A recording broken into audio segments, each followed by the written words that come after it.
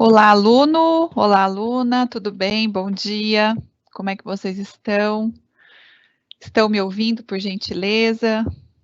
Se alguém puder me fazer um sinal aqui que está me ouvindo, para a gente poder começar a nossa aula. Hoje é nossa sexta aula. Seja muito bem-vindo, muito bem-vinda a mais um sábado aqui, né, de aula juntos.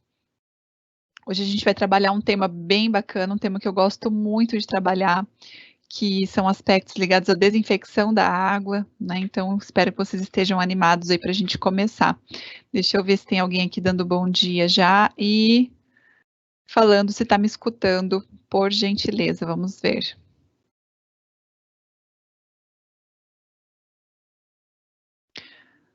Lucas, bom dia, tudo bem, professor? Eu estou bem, Lucas, e você, como você está? Tá firme? Passou bem de semana passada para essa? Tá me escutando, Lucas? Puder dar um ok para mim aqui, por gentileza.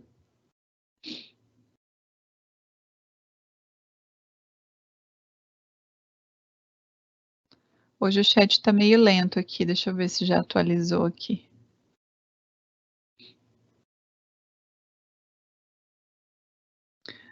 Tá me escutando? Amélia. Oi, Amélia, bom dia. Tudo bem, Amélia? Vocês conseguem me falar se estão me escutando, por favor? Ah, tá me escutando, né, Lucas? Tá respondendo minhas perguntas, então tá tudo certo. Eu vou começar a colocar aqui, então, que a gente vai trabalhar na aula de hoje. Tem até um momento também para tirar dúvidas aqui no começo, né? Caso tenha ficado alguma dúvida da aula passada. Então, a gente vai começar mais uma aula da nossa disciplina de gestão e saneamento ambiental. Vou deixar aberto o espaço aqui, caso alguém queira fazer algum comentário, caso alguém tenha alguma dúvida, queira colocar alguma informação aqui, pode colocar. Você já sabe que ao longo de toda a nossa aula eu sempre estou de olho no chat, né? Para a gente poder ir batendo um papo, conversando. Então, pode ir colocando a sua dúvida, a sua informação aqui que a gente vai resolvendo.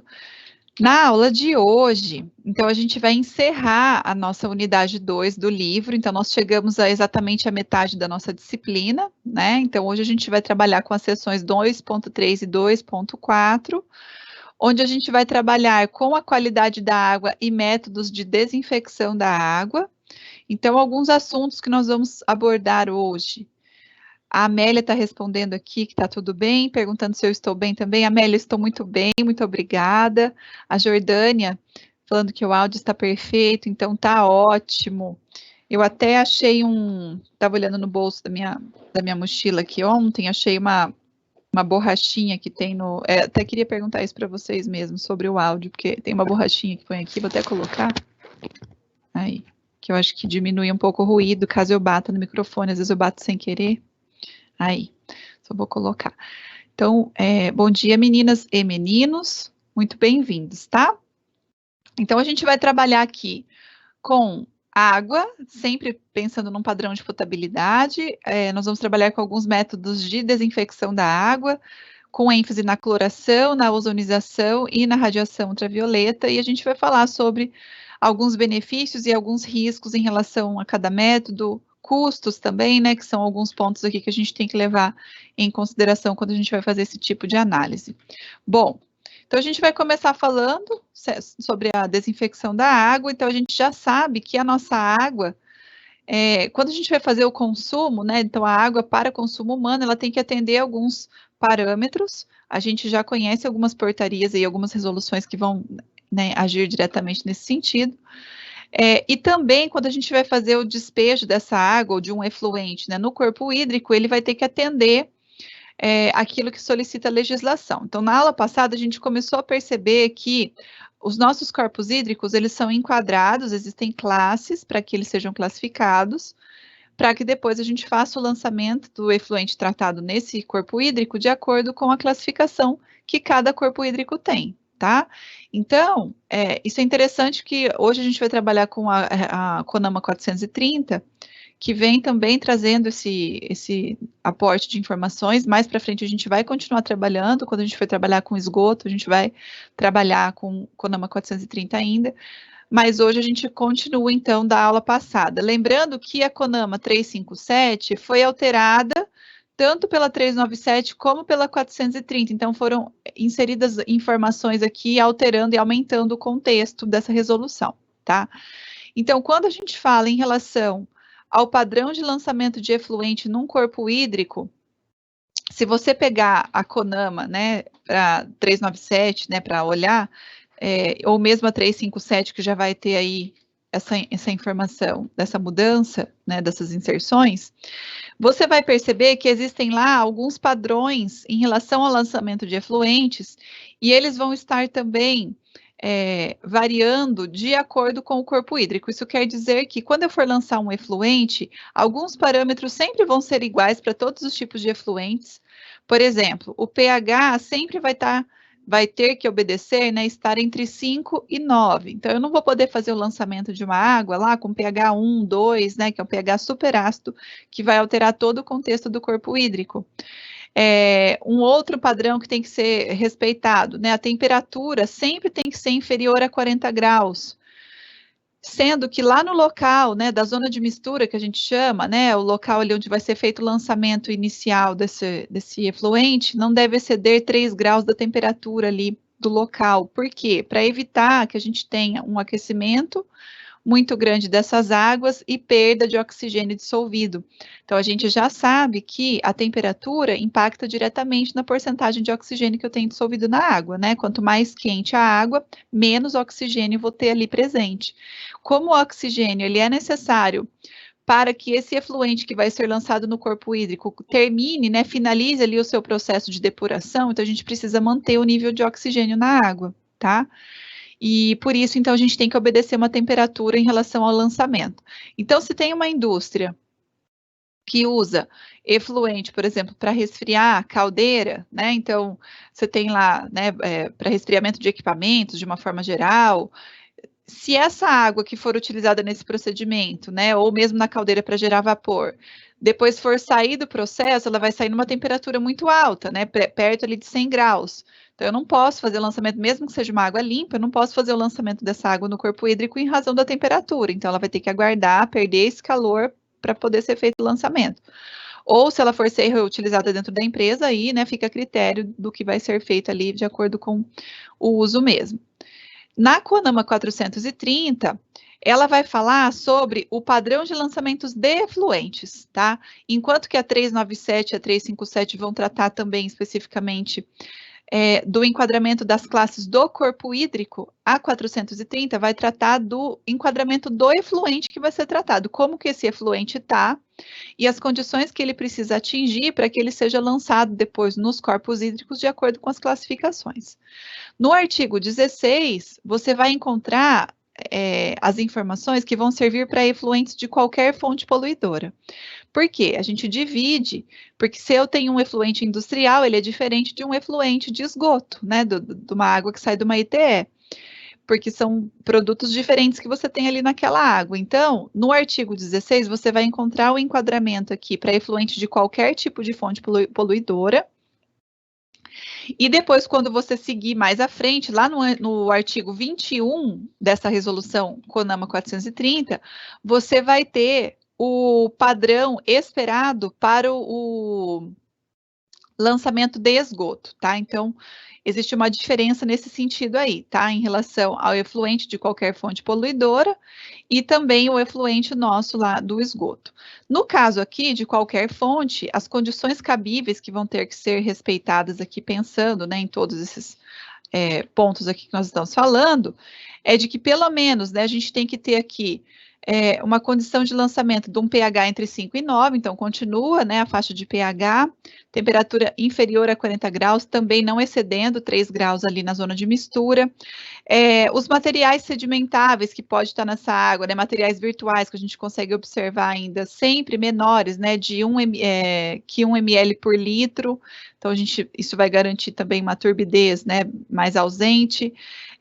Uma remoção mínima, quando a gente pensa, né, em esgoto principalmente, de pelo menos 60% da DBO. Isso quer dizer que eu vou ter que fazer um tratamento prévio dessa água e garantir que pelo menos 60% seja removido para que o final, então, né, o próprio corpo hídrico consiga, sendo que essa taxa de DBO pode ser alterada de acordo com a capacidade depurativa do corpo hídrico, tá?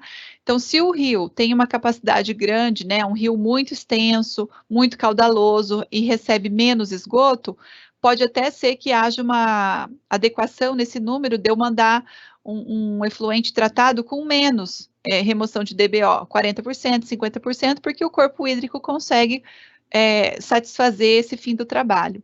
Agora, já vai ter lugar que não, que eu vou ter que obedecer uma porcentagem, né, pelo menos a mínima, ou às vezes até superior, dependendo do enquadramento do corpo hídrico onde você vai fazer o lançamento, tá? Então, existem essas questões aí para a gente pensar. Um caso que é interessante da gente falar aqui é que o Brasil, o Claudemir mandou um bom dia aqui, bom dia para você também, viu, Claudemir? Um caso importante da gente falar sobre o Brasil é que a gente tem um país que é extremamente agrícola, né? Então, é um país que produz muito, a gente tem muito solo disponível para plantar, e nesse caso a gente também tem muito material circulando aí em relação a agrotóxicos, né? No caso do DDT, que é uma substância bem perigosa, com alto potencial cancerígeno, ele já foi proibido em vários lugares do mundo, né? Há bastante tempo. No Brasil, a gente teve a proibição em 2009 e ele parou então de circular. Mas há alguns anos já tinha sido, né, diminuído bastante o seu uso, porque ele tem um tempo, né, de permanência da sua estrutura molecular de pelo menos 20 anos. Então, não é uma degradação fácil desse produto, né? Então, se ele fica no solo, se ele fica disponível ali, você pode ficar tendo contato, né, na água.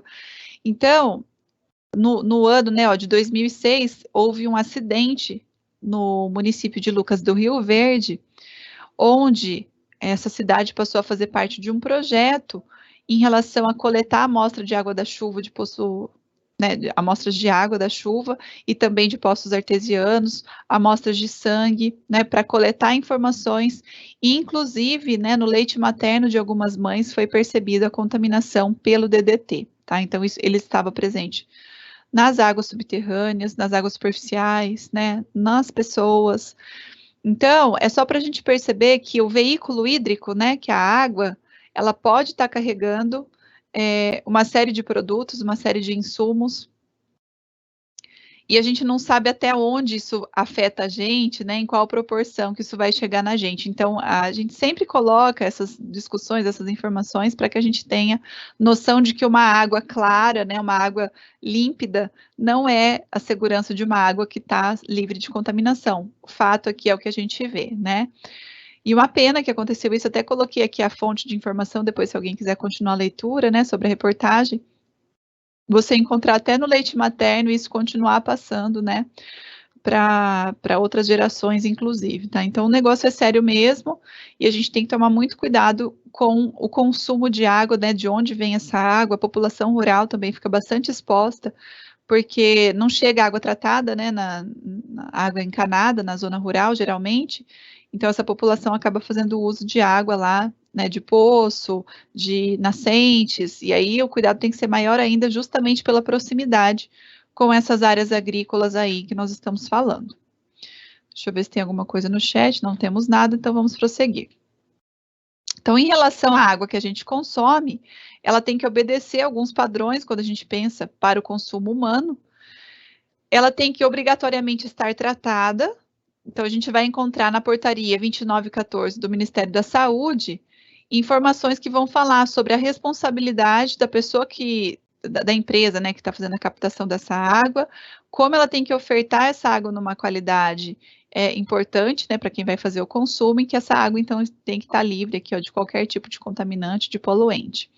Você vai encontrar no artigo 5º sendo falado, né, que essa água para consumo humano, então lá você vai ter vários termos e definições que eu acho muito legal, inclusive, né, para quem é da área, para quem vai trabalhar, ou para quem é interessado em saber um pouco mais, né, desse conteúdo, sempre entrar nessas resoluções que eu estou passando aqui, nessas portarias, e achar lá a parte que vai falar sobre termos e definições, porque às vezes tem alguém que não é da área que vai entrar na legislação ou na resolução, então sempre vem como se fosse um dicionário, vamos colocar assim, um glossário inicial ali, com o termo e a sua definição junto, tá? Então, esclarecendo várias terminologias.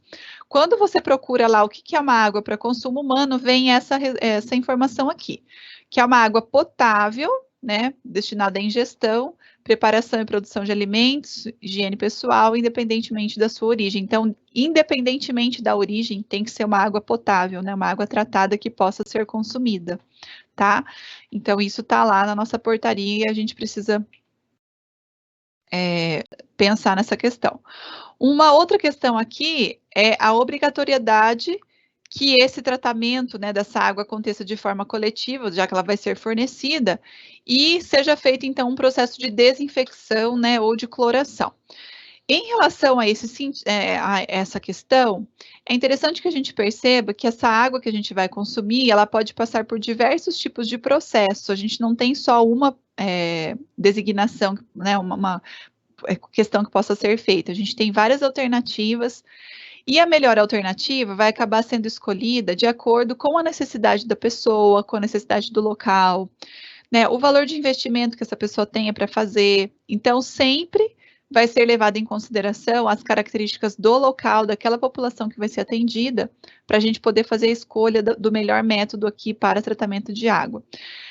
Uma coisa é tratamento de água e outra coisa é a desinfecção, tá? O tratamento né, a gente já vai ver daqui a pouco, é todo aquele processo que é feito de quando a água chega lá na ETA, né, e ela vai passar por várias etapas até ela ser distribuída, tá?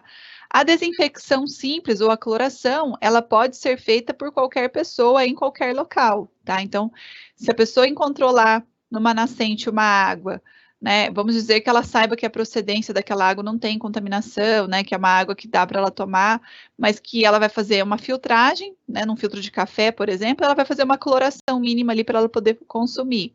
Então, isso seria um processo de desinfecção, né? Ela vai fazer uma filtração e vai desinfectar essa água usando o cloro. A gente vai ver isso já já com mais detalhe, tá? Então, existe uma diferença entre termos aqui, ó, quando a gente fala de desinfecção, de esterilização e de sanitização.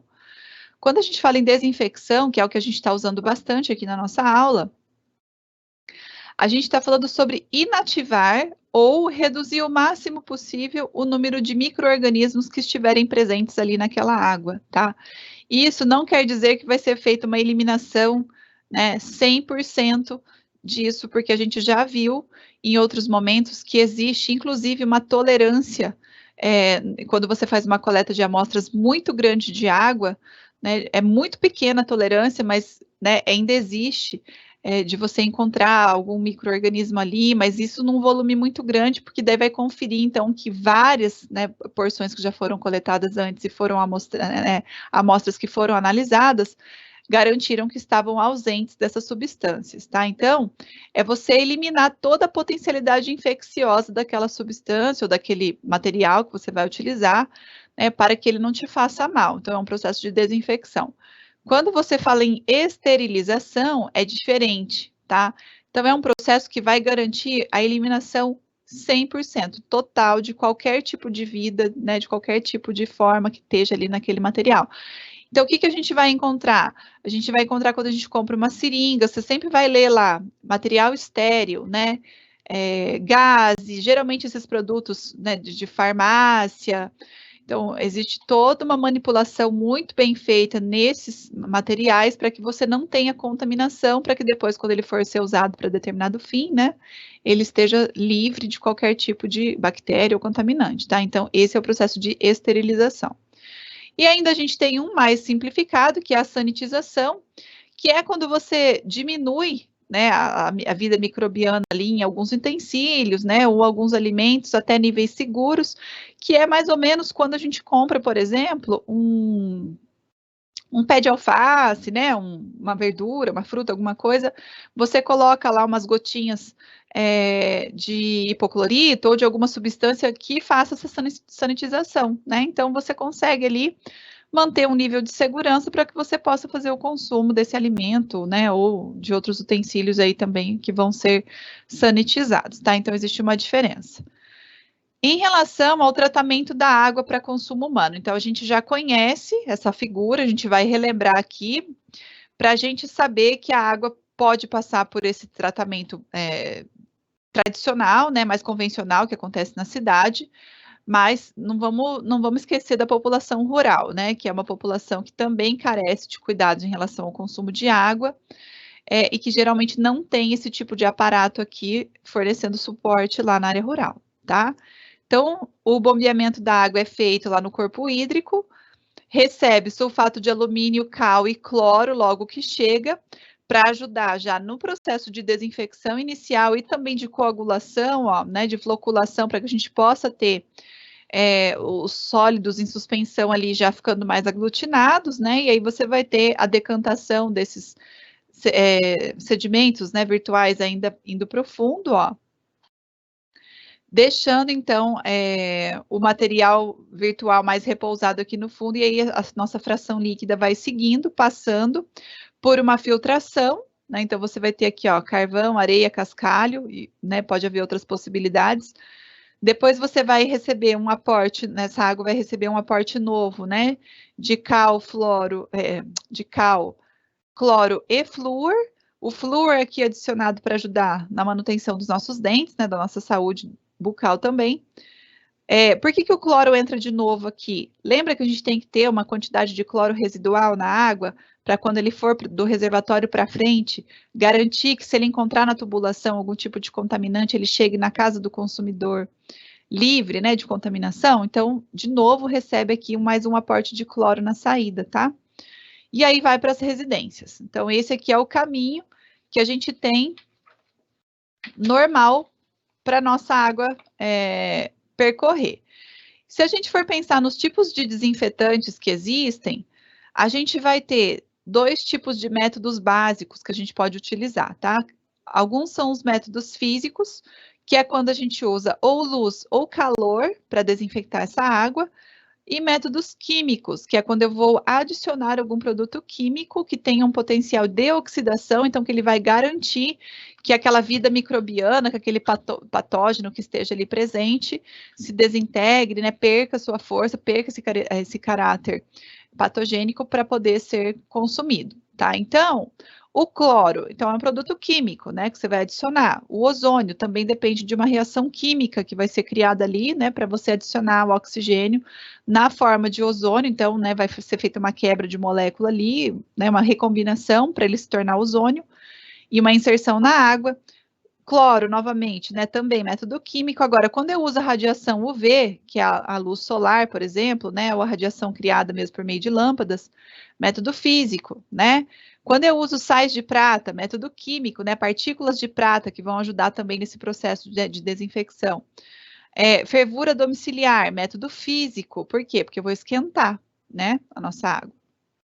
Então, existe uma diferença aqui entre essas questões em relação a métodos físicos e métodos químicos.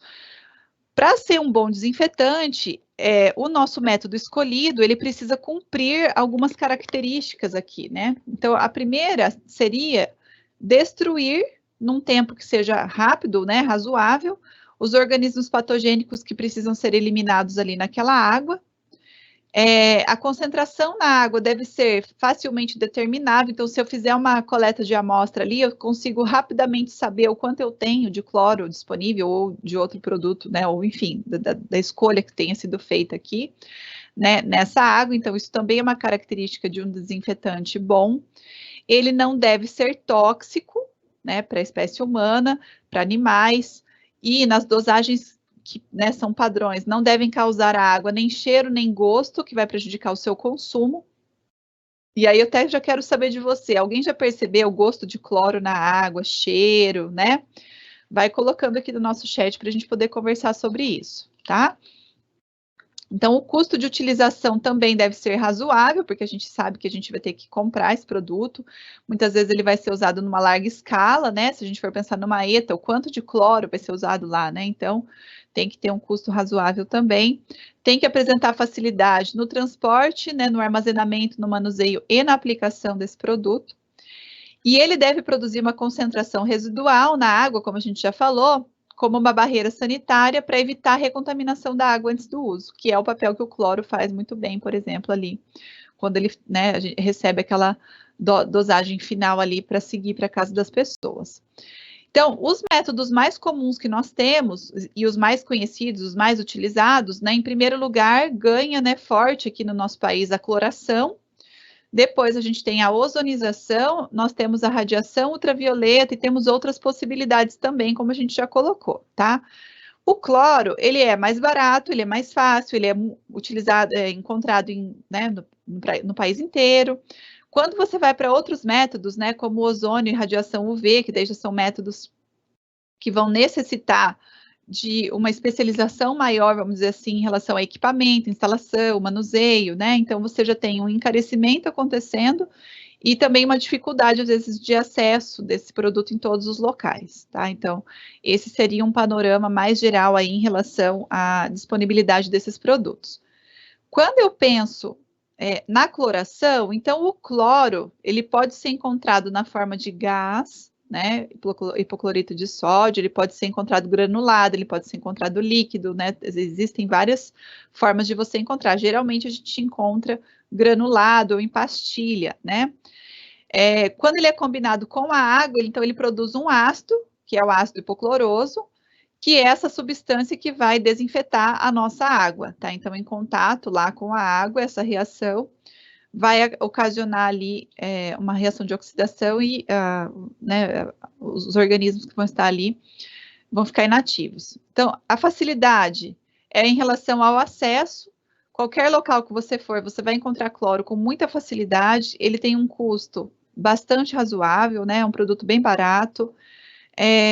Tem uma capacidade alta de oxidação dessa matéria orgânica e inorgânica que vai estar presente ali, uma ação germicida de amplo espectro, que isso também é importante, né? Precisa pegar uma série de germes, né, que podem estar ali junto nessa água, então você tem que ter uma boa ação, uma boa persistência nos sistemas de distribuição, então fica o efeito residual quando você faz a aplicação lá no final. Ele consegue ser medido e monitorado nessas redes de distribuição, então você consegue coletar amostras dessa água clorada e você consegue fazer essa medição, né, fazer essa análise, entender qual é a quantidade que está ali circulando. Então, a gente costuma ter uma facilidade para trabalhar com o cloro.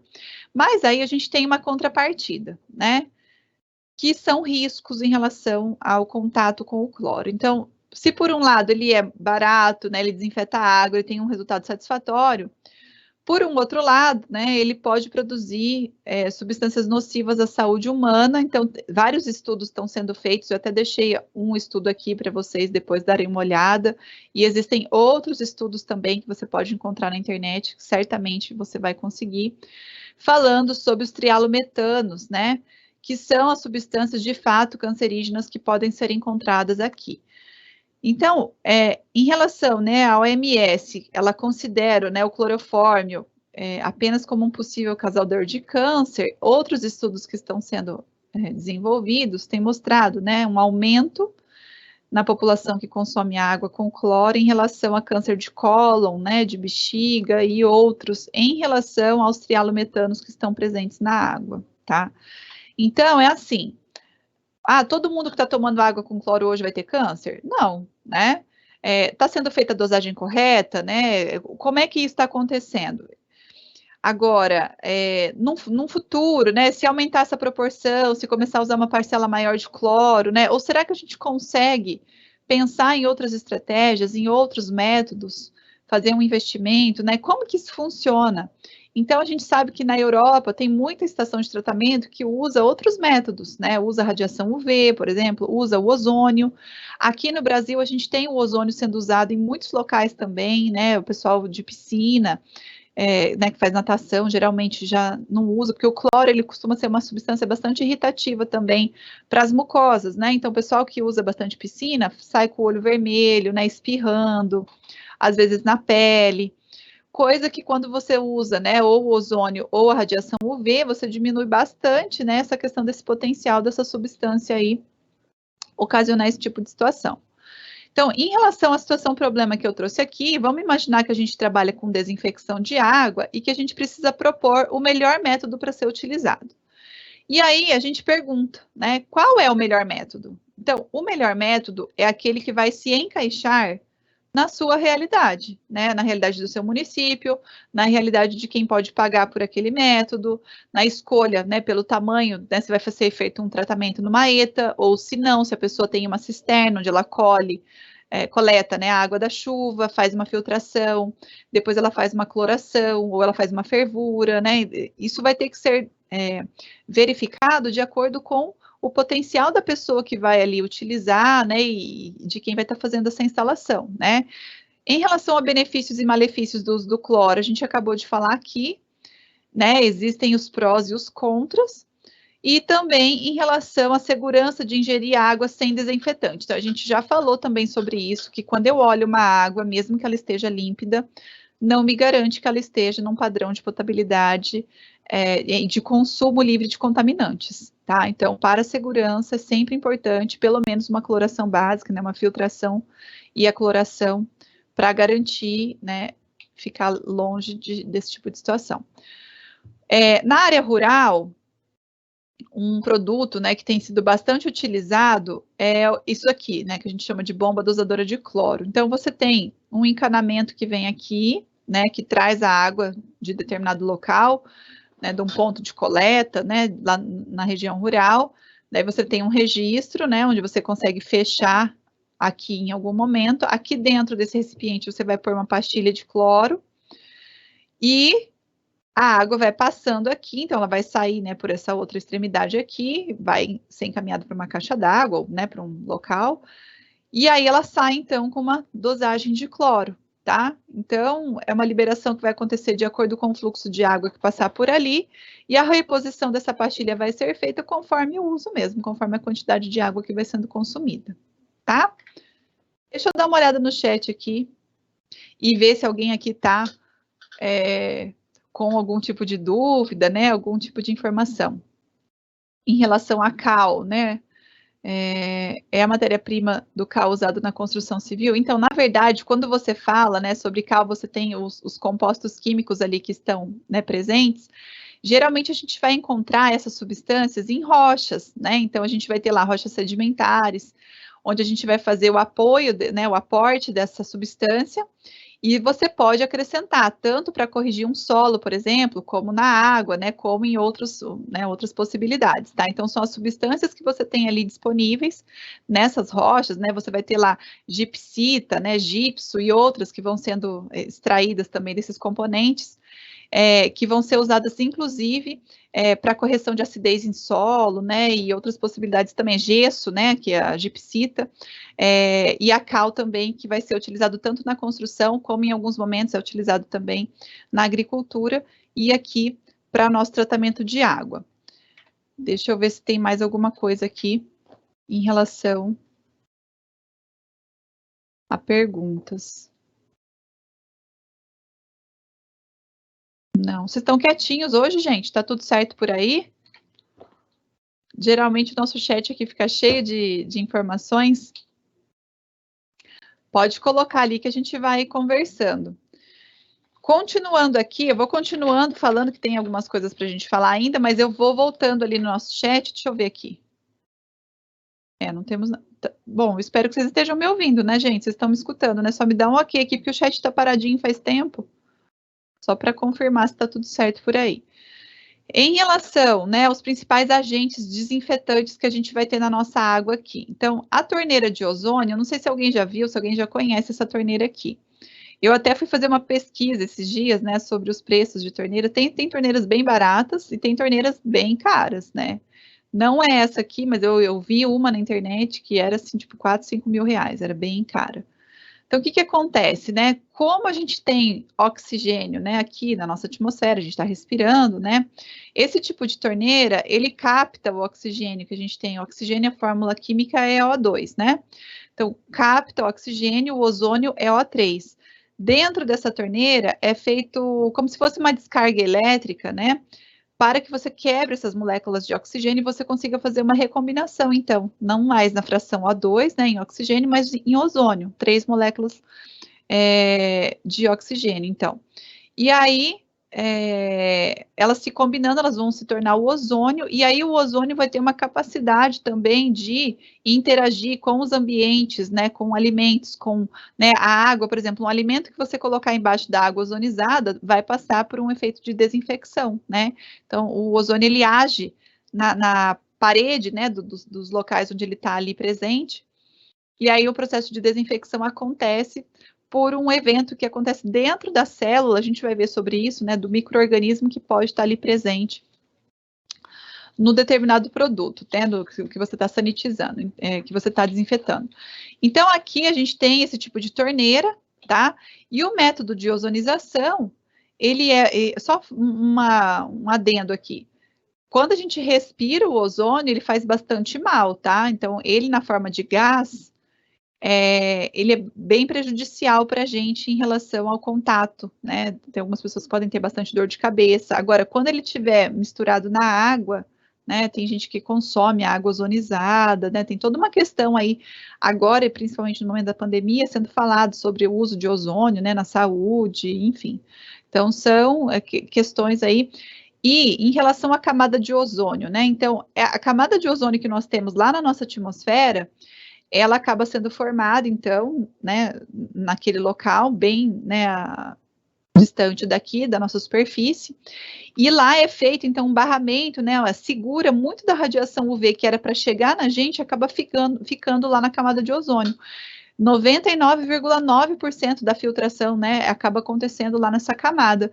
E se toda essa radiação chegasse aqui na gente, a gente podia ter esses severos problemas, né, de temperatura, até a gente nem estaria aqui, né, porque a temperatura seria altíssima, não teria, né, condições, queimaduras, né, e outras questões mais. Então, a importância do ozônio para a gente, né, enquanto a atmosfera lá na sua camada, né, enquanto gás, ele é extremamente importante por essa reação que vai acontecer junto à radiação UV. Aqui, para consumo, se eu começar a respirar o ozônio, eu vou ter problema de saúde, tá? Então, só para pensar nisso. Então, faz bastante tempo que o ozônio já foi detectado, né, com essa questão desinfetante e tal, com essa finalidade, e algumas vantagens da desinfecção com o uso de ozônio, principalmente em relação ao cloro, né, fazendo uma comparação entre eles, é que você tem uma eficiência 1,5 vezes maior do que o cloro, e uma velocidade de ação também mais rápida. Lembra que a gente falou que para ser um bom desinfetante ele tinha que ser rápido também? Então, o ozônio, ele se apresenta mais rápido que o cloro. Então, o que acontece? Quando as nossas bactérias, né, são as nossas células procariontes, né, a gente tem as eucariontes no nosso organismo e as procariontes nas nossas bactérias. Nas células procariontes, o material genético dessas bactérias, ele não está num núcleo, né? Ele está já logo ali no meio do citoplasma, ele fica ali, né, livre. Então, quando você tem o ozônio entrando em contato com essa bactéria, você já percebe, ó, que ele já concentra, né, um processo de oxidação já na própria membrana ali, né? Então, é uma ação muito rápida em relação a uma comparação quando a gente pensa no cloro. Se a gente for pensar aqui numa experiência, ó, para eliminar 60 mil bactérias E. coli, né, de uma porcentagem de água aqui, né, de mililitro de água, para você eliminar quase que 100%, então 99%, você vai usar uma concentração de 0,1 miligrama por litro de ozônio, e isso vai demorar 8 segundos para acontecer. Então, para que você tenha o mesmo resultado com o cloro, né, com a mesma concentração de cloro, você precisaria de um tempo de 250 segundos, tá? Então, é um tempo muito maior de ação. E aí, se a gente for pensar, professora, mas por que eu vou pensar nesse sentido, em relação à velocidade? Porque o tempo, né, de desinfecção dessa água lá numa estação grande, que vai abastecer muita gente, pode ser importante, né? Pode ser que o fator tempo tenha necessidade, ou numa outra questão, né, para piscina, para conservação de alimentos. Então, pode ser que você tenha outras aplicações aí sendo indicadas, né? Tem gente que está aplicando ozônio onde trabalha com queijo, né? Então, aplica no ambiente o ozônio para ele equilibrar, para melhorar, né, a questão da desinfecção do local, para garantir que só, né, por exemplo, nas bactérias que precisam estar no queijo fiquem ali, façam seu trabalho, né, você garanta uma vida útil maior para esse alimento. Tem ozônio sendo aplicado em carne, né, em algumas frutas, para garantir que você tenha também uma durabilidade maior, tá? Então, tem sido aí algumas aplicações que estão acontecendo. Então, enquanto o cloro primeiro tem que atravessar a parede celular dessa bactéria para depois fazer uma alteração bioquímica no interior, achar lá o material genético, né, e fazer uma alteração, o ozônio ele entra nesse micro-organismo já oxidando a parede celular, né? Então ele vai ocasionar uma ruptura já desse organismo e não precisa entrar, né, na membrana, depois entrar dentro do DNA e ocasionar uma mudança, né? Ele já faz uma desorganização ali dessa parede celular e já faz a ruptura dessa bactéria. Então, é uma ação mais rápida. Aplicações de ozônio, né, têm sido feitas de várias formas, aí, várias possibilidades.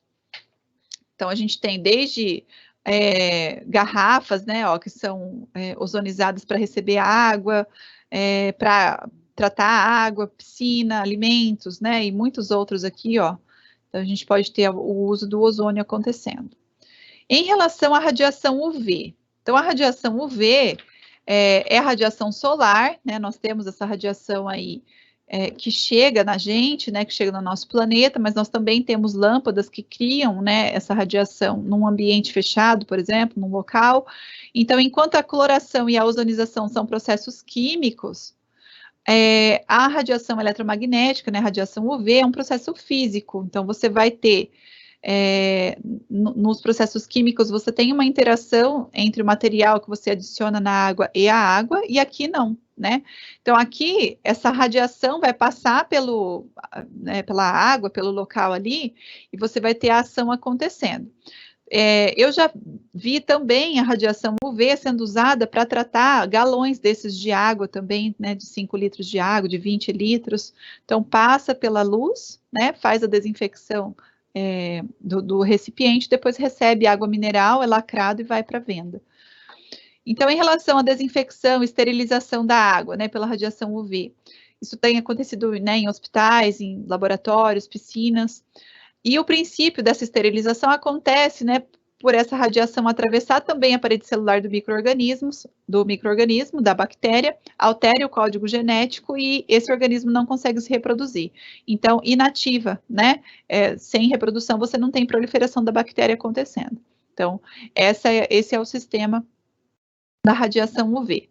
Ainda, um método físico que a gente tem é por meio do calor, né, a fervura da água. Então, quando você não tiver a possibilidade, né, como a gente já falou aqui de outros métodos, a fervura pode ser uma indicação. Quem tem um pouco mais de idade aí deve se lembrar aí, alguns anos atrás, que era muito falado na televisão antigamente, né? Passava propaganda pedindo para a população ferver a água antes de consumir, né? Quando a gente tinha uma situação aí de esgoto sanitário muito deficiente ainda no país, né? De tratamento de água, então passava na televisão propaganda pedindo para ferver essa água para consumo, né? Então, essa água para consumo humano, ela precisa ser filtrada, e ela pode ser filtrada num filtro doméstico, num coador de papel, num pano limpo, e depois ela deve ser fervida, tá? Então, pela fervura, você vai ter eliminação de bactérias, né, de parasitas, e é um dos métodos, então, preferenciais quando você tem alguma dificuldade aí para achar essa água potável. Caso você não consiga ferver essa água, desde que ela não tenha sido retirada de um local que ela possa estar contaminada com esgoto, por exemplo, né? Você pode tratar essa água com hipoclorito de sódio a 2,5%. Então, existe aqui, nesse documento aqui do Ministério da Saúde, você vai ter lá a indicação de quanto pode ser utilizado de cloro por cada quantidade de água, né? Então, para 1 litro, por exemplo, você vai usar 2 gotas, né? Para 20 litros, né? Uma colher de chá. Para 200 litros, uma colher de sopa, e assim por diante, até que você possa, né, fazer o consumo. Então, vai deixar 15 minutos ali em repouso e depois você vai poder fazer o consumo. Então, essa seria uma das formas assim mais utilizadas, mais baratas, nem tanto, né, porque o gás está muito caro hoje em dia, a não ser que a pessoa tenha um fogão a lenha aí, mas existe essa possibilidade. Uma outra técnica, que é uma técnica bem utilizada, onde principalmente em locais muito carentes, onde você tem muita deficiência em relação mesmo a essa água, né? Então, o que pode ser feito? A água pode ser filtrada, e aí ela pode ser filtrada num coador de café, né, num pano limpo, né, num filtro mesmo comum de residência. E uma técnica que ela inclusive é recomendada pela OMS é a que a gente chama de técnica SODIS, né, Solar Disinfection. Então, né, o nominho aqui tem a ver com essa sigla aqui em inglês, tá? Então, é um recurso que, do ponto de vista econômico, ele é muito acessível, né? E ele vai funcionar, salvo em dias com o céu muito nublado, você às vezes pode ter que aumentar um pouco mais o tempo de exposição dessa água, tá? Então, vamos só observar como funciona. Você vai pegar a garrafa PET, tem que ser de plástico a garrafa, tá? E aí, essas garrafas, elas vão ser enchidas elas precisam estar limpas, né? Você vai encher essa garrafa, né? Você vai fechar, agitar, vai terminar de encher, ó, e você vai colocar ela né, em direção ao sol, numa placa escura. Então, tem gente que pinta o telhado, né, uma parte do telhado de escuro, tem gente que põe sempre assim nessa posição, né, num muro, né, com um painelzinho pintado de preto embaixo. O que vai acontecer? Essa água aqui, né, recebendo essa radiação pelo um período mínimo aqui de 6 horas, o que pode ser alterado também em relação ao local que você esteja, né, no país, se você estiver numa região mais ao norte, por exemplo, a radiação solar que chega lá é maior do que a radiação solar que chega no sul, por conta do plano oblíquo que a gente tem no nosso planeta, né? Então, a incidência ali na região do Equador é praticamente perpendicular do raio solar. Então, com isso, você vai ter um sol, vamos dizer assim, né, mais forte. Então, nesse sentido, às vezes pode diminuir um pouco a quantidade de horas, dependendo do local do Brasil onde você esteja, tá? Depois que ficou, então, sob essa exposição solar, deixa esfriar e pode fazer o consumo da água, tá? Então, essa radiação UV, esse, né, tempo de exposição aí, também ocasiona um processo de desinfecção aqui na nossa água, tá? Então, são algumas possibilidades aí. Então, vamos olhar aqui uma situação, um problema. Uma determinada comunidade, cansada de não ter mais abastecimento de água por alguns meses, resolveu se reunir numa associação de moradores para perfurar um poço na própria comunidade. E queriam resolver o problema de qualquer jeito. Então, os moradores, eles estão irredutíveis em relação à construção desse poço, e eles alegam que se eles ficarem sem água, né, morrerão e terão outros problemas. Então, quais recomendações poderão ser dadas a eles em relação a essa perfuração e ao uso dessa água para consumo humano, né? O que a gente poderia falar? Então, primeira coisa, esse local, né, para perfuração desse poço, teria que ser um dos pontos mais altos ali do terreno, para evitar que haja uma proximidade com fossas e outras fontes de contaminação, porque a gente sabe que existe um fluxo de água subterrânea, né? Então, se ela tiver, a fossa tiver aqui e o fluxo de água for para cá e cavar o poço aqui, a gente vai ter uma contaminação acontecendo, né? Uma possibilidade de contaminação. Então, isolar essas fontes de contaminação, isolar o poço para evitar a entrada de animais, então sempre cobrir, né, com telhado, deixar coberto, fechado. E verificar se essa água, né, apresenta essa água que vai em algum momento aparecer ali, se ela vai ter algum cheiro, né, se ela vai apresentar algum traço que pode levar a alguma desconfiança em relação à qualidade dessa água. Depois, né, antes que essa população fizesse o consumo, essa água precisaria ser filtrada e fervida ou clorada, né? Então, o cloro também aqui como recomendação para que você tenha uma maior segurança dessa água, tá? Agora, uma análise físico-química sempre vai ser importante, né? Então, fazer uma coleta dessa água para entender e conhecer o real estado. A gente sabe que isso não é acessível para todo mundo, que não vai acontecer em todos os lugares, mas, né, é uma questão de direito, de Constituição, né? Garante para a gente que todo mundo tem que ter acesso a essa água tratada, né? Então, a gente teria que conseguir essa água aí de uma fonte bastante limpa. Então, deixa eu ver aqui se alguém mandou alguma coisa. O Claudemir falando que alguns equipamentos de ar-condicionado já usam o sistema. É de ozônio, Claudemir? Imagino que seja de ozônio ou de UV. Coloca pra gente aqui, fazendo favor, que daí a hora que você falou, eu estava falando e não consegui ver do que eu estava falando naquela hora. Em relação à alcalinidade da água, né, o pH maior que 10, a distribuição de água pela concessionária é sempre água de qualidade neutra. Então, o pH que tem que ser obedecido sempre é de 6,5 a 9,5. Existem algumas águas que são vendidas ultimamente, você encontra até no mercado para comprar, que tem esse pH maior aí, né? Tem algumas pessoas que falam que é um pH melhor para a saúde e tal, então, né, mas para distribuição tem que obedecer o padrão ali da concessionária, o padrão de potabilidade, tá? 6,5 a 9,5, sempre, então, num padrão de neutralidade, né, ou mais alcalino, tá? Deixa eu ver se tem... o Claudemir tá falando UV. Então, no ar-condicionado, tem o sistema de radiação UV que já está sendo colocado. Ai, que bacana, né? Porque o ar-condicionado realmente, ele tem um problema sério se você não faz a limpeza com constância, né? Muitas vezes pode ter contaminação, né? Pode esse ar ficar com mofo, né? E outras... Daí o pessoal que tem rinite, né, que tem alergia, aí costuma sofrer bastante. Então, bem bacana essa associação aí também. Tem muitos hospitais, agora com Covid, muitos locais estão usando também outras possibilidades, né, com ozônio, com UV, para que você tenha também uma desinfecção maior de ambiente acontecendo, né? Bom, pessoal, o que eu tinha, então, para a gente trabalhar hoje, né, era isso. Então, a gente trabalhou com água potável, né, alguns métodos de desinfecção, cloração, ozônio, radiação UV, e vimos aí alguns benefícios, alguns riscos em relação a cada método. Gostaria de agradecer a sua participação. Na semana que vem, então, a gente tem um novo momento, daí a gente começa uma nova unidade para a gente conversar, e agradecer muito aqui a sua participação, né, o que você manda aqui de questionamento sempre tão importante para nós, tá bom? Então, semana que vem, a gente tem um novo momento para a gente conversar, e eu aguardo você, tá bom? Obrigada, até!